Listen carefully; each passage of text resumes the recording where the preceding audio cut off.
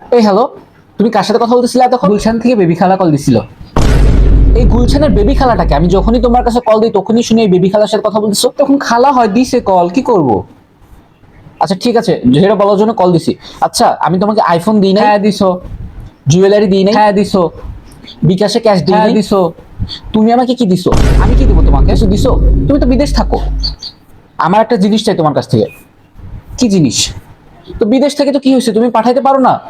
তুমি একটা হোয়াইট কালারের টি শার্ট কিনবা, কিনে ওইটাই তুমি লিপস্টিক পরে পরে ওইটা চুম্মা দিবা কয়েকটা, দিয়ে পাশে লিখবা আই লাভ ইউ, লিখে ওইটা আমার জন্য পাঠাবা। কিন্তু আমি টাকা কোথায় পাবো? এটা টাকা দিও তাহলে তুমি।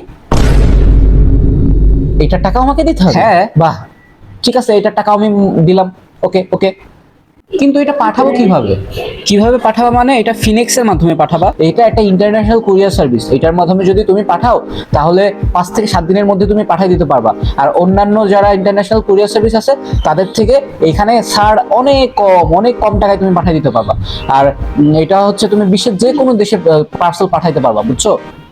আর যদি ঢাকার মধ্যে থেকে হয় তাহলে ওরা এসে নিয়ে যাবে তোমার পার্সেলটা।